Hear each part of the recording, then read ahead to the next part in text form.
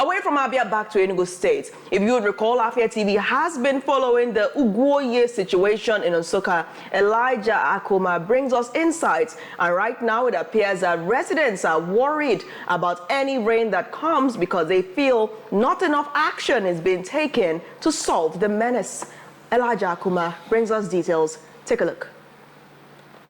I'm here again at Ugwuoye to make an update on the current state of things on the flooding issue that's been going on at Ugwuoye here. So we want to interact with residents and also check to see the level of work that the local government chairman promised us when he came to our station that is actually going on. So let's take a walk around and see what is going on currently. Afia TV has consistently reported on the severe flooding in Ugwuoye, which has caused massive destruction and hardship for residents.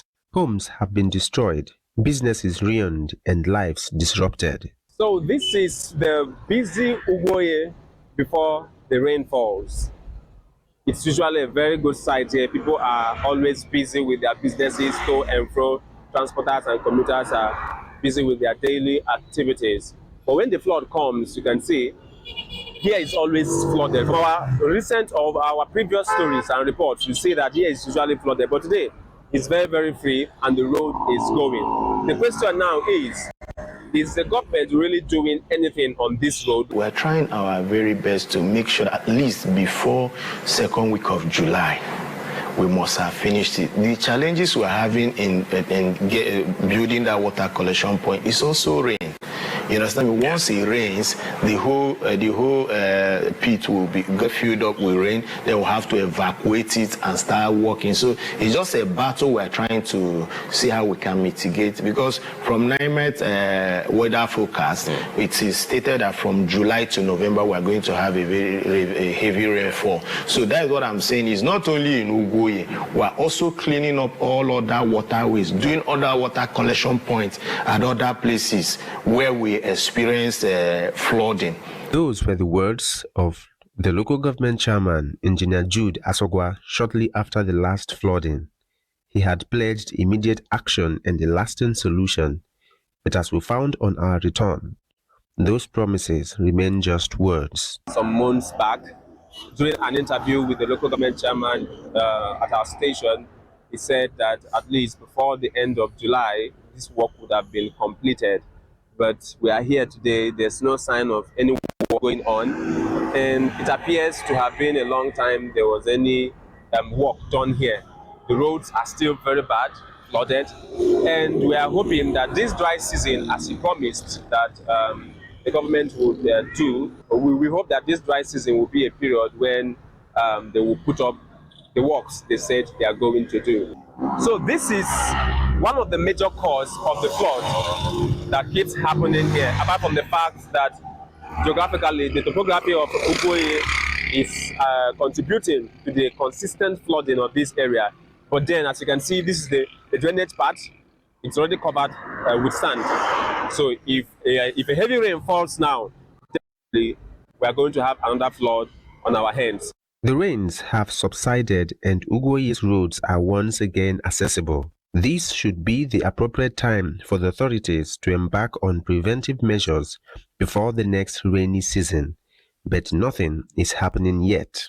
Residents have resorted to small self-help measures to manage the situation. This part of Ugwuoye was badly hit during the last flooding. Now, today you can see that there's now a barricade, there's a construction that's been done here. But the previous flood pulled this place down into the building. The other side, the families were crying and properties were destroyed. But today, the people are picking up themselves gradually and hoping that, I wouldn't say, we should say that they are hoping that the rain will fall again, but they hope that things get better. This spot is another example of what people are doing for themselves. These constructions you see beside individuals, people who are affected by this. So they do this to prevent the flood water from going into their places of business and their homes. One of the respondents even confirmed this, where he said that a truck fell down at this path and then giving room to the flood, the water itself, the flooded water into their houses, and it destroyed his business wares and his properties. This is a very saddening situation. Residents now fear that this inaction leaves them vulnerable to another round of flooding. Some still recount their ordeals after the last flood. Last month, time at 12, we are standing here in the morning. That's a very big damp on that day. So now they just packed me. So we are standing here. So all of a sudden, the tanker just passed here. What we explained that day, this our fence just broke, and water, heavy damp, heavy erosion entered our room and washed away our properties. So since then, we have not seen the government impact. We are not seeing anything from the government. So we are, what we experienced here, so from this, then I have not slept in my room. I sleep from a friend. The most thing is that's very important to me, that my business it has crumbled. I used to pack my goods. If I travel to Onitsha or Aba, I load goods. Then in the morning, I use Sparrow and transport to my business places. The traditional ruler of Owerri Nsukka expressed joy on seeing Afia TV's return to the community. The gods sent you people here to save my people, or tell people the fate of my community. It is too appalling. It is better that this road is not done than it is made. Look at it this way. We have lost people here in this community. We are praying when the federal government will remember us. I think that will be the solution. With no visible work at the affected site,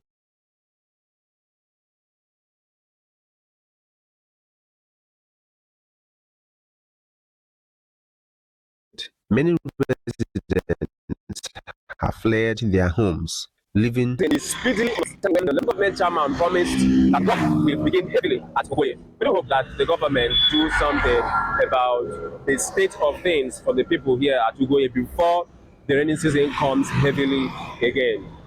In Nsukka, Elijah Akuma reporting for Afia TV.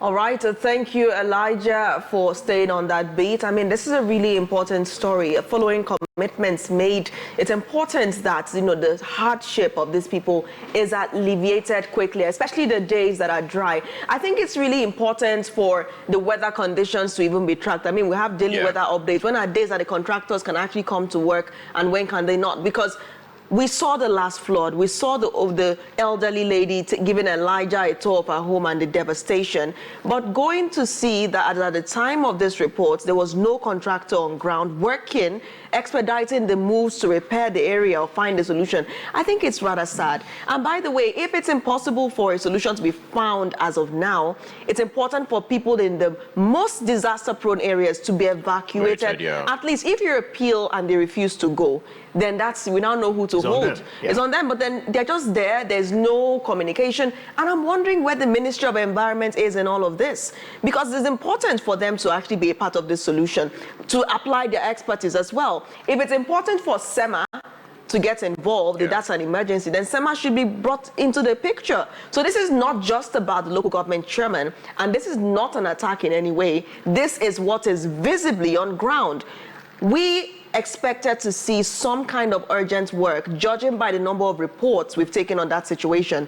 But to go there and see that not much is being done, as at the time of that report, it's just painting a damning picture of something that is not being addressed like an emergency that it is. Yes, for real though, I'm expecting maybe they should be, you know, apparently start doing something though, but it might be still, as the mayor stated, waiting for the whole rain to subside, then they start working, you know, but these are people and their properties and all that stuff. They need an urgent help, by the way, and it's a value chain of, you know, it is a whole institution that needs to come and ameliorate these, you know, sufferings of the people of Ugwuoye, by the way. So I'm just hoping too that it's not just waiting for the dry season, you know, before they start working on that particular area, because people are suffering and losing their beans. Yeah.